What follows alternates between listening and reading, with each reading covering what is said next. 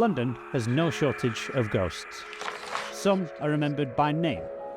Kings, reformers, generals whose statues still stand in stone.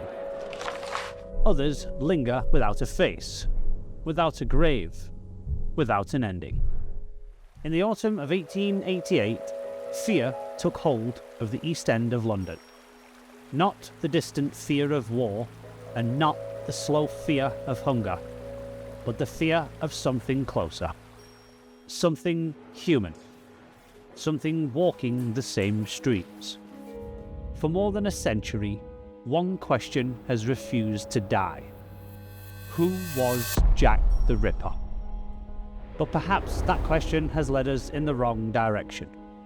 Because what if the real story is not who he was, but why he was never found? This is not a documentary about naming a killer. It is a documentary about absence, about missing evidence, about systems that failed before they understood what they were facing, and about a mystery that itself was never equipped to solve. To understand why the case remains unsolved, we must begin with the place where it happened. Whitechapel, in 1888, was not the London of royal processions or gaslit boulevards. It was one of the poorest districts in the wealthiest cities on earth. Thousands lived in overcrowded lodging houses, paying by the night. Rooms were shared by strangers, beds rented in shifts, and those who could not afford even a few pennies slept on the streets. This was a community in constant motion. People arrived and disappeared with little record. Names were changed, addresses rarely stayed the same, and survival depended on whatever work could be found that day. For women living at the very edge of society, there were few choices at all. Poverty narrowed lives, and desperation shaped decisions. The streets of Whitechapel were narrow and poorly lit. Gas lamps cast weak pools of yellow light, leaving doorways and alleyways swallowed by shadow. At night, the district did not fall silent. It hummed with movement. Cars rattling over cobblestones, voices spilling from public houses, footsteps passing close enough to hear breathing, but not close enough to see faces. Privacy was rare, but anonymity was everywhere. It was an environment where someone could pass unnoticed and vanish just as easily.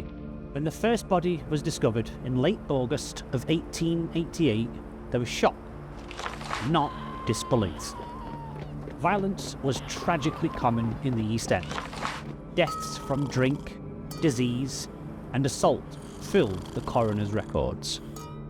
At first glance, this appeared to be another grim entry among many. Then the details emerged. The injuries were different, focused, deliberate. Within weeks, more women were found dead. Slowly and uneasily, a pattern began to form. Later, generations would label 5 victims as the so-called canonical cases. But in 1888, there was no such clarity. The police did not know they were dealing with a single offender. They did not know they were witnessing history. They saw a growing list of crimes, each one investigated largely in isolation, each one clouded by confusion, delay, and rising public pressure. Some victims were killed outdoors. One was killed indoors. Some attacks involved extreme mutilation. Others did not.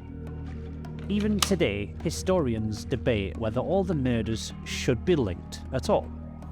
That uncertainty lies at the heart of the mystery and would shape every single stage of the investigation. The killings unfolded in a city unprepared for what they represented. The Metropolitan Police were experienced in dealing with theft, assault, and public disorder, but not serial murder as it is understood today. The concept itself barely existed. There were no forensic laboratories, no fingerprint databases, no blood analysis, and no crime scene photography as standard practice. Evidence was fragile, and few yet understood how valuable it could be. Crime scenes were often discovered by passers-by. Bodies were touched, moved, and surrounded by crowds before officers arrived. Clothing was cut away, washed, or discarded. Footprints were trampled into nothing. What could not be seen could not be preserved. From a modern perspective, the case was compromised from the very beginning. Not through incompetence, but through limitation. Tools simply did not exist. Witnesses should have been the key to solving the case. Instead, they became another source of uncertainty. Most sightings were brief, often made in poor light, and sometimes recalled hours or days later. Descriptions conflicted sharply.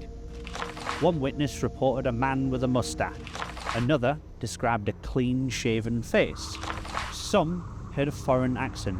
Others heard none at all. Language barriers complicated interviews.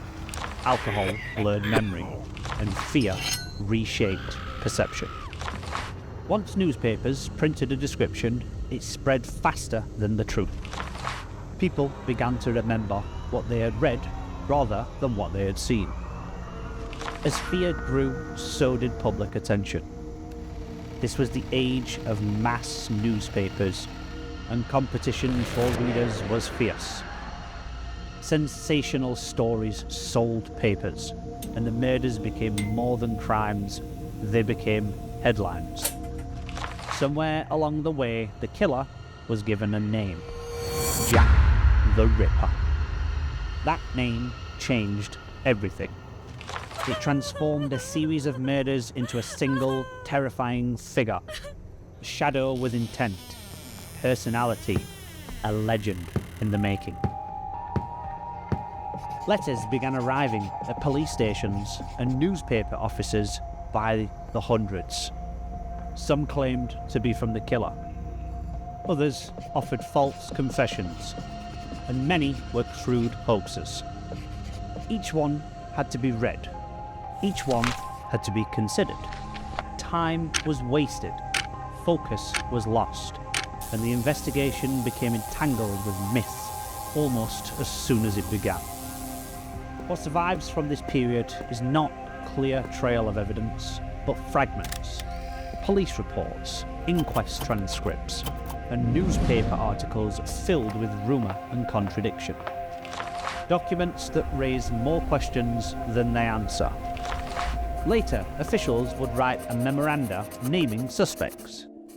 But these were reflections rather than resolutions. Opinions, not proof. No arrest was ever made. No trial was ever held. And with each passing year, the possibility of certainty faded. The truth is uncomfortable. The case was not lost because the answer was hidden too well. It was lost because the conditions required to solve it never existed. The streets were too crowded, the evidence too fragile, the tools too limited, and the story grew faster than the facts. As the years passed, Jack the Ripper became something else entirely. A symbol, a myth, a canvas onto which theories could be painted. But beneath the legend lie real people.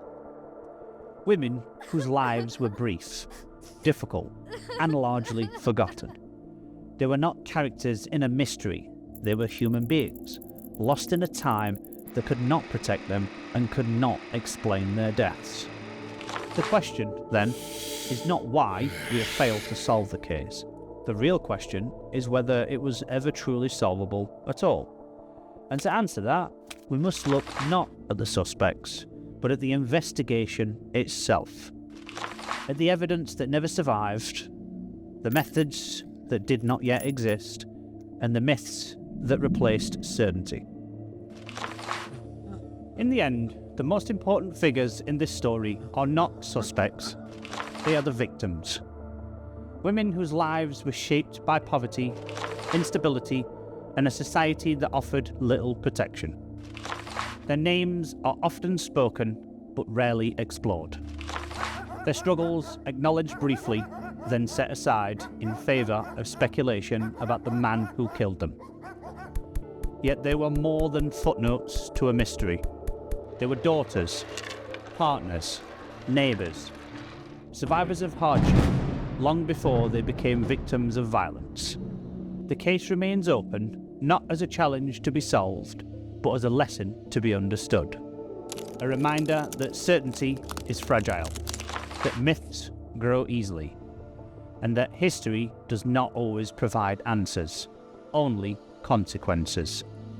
And so, the final question remains: was Jack the Ripper ever real?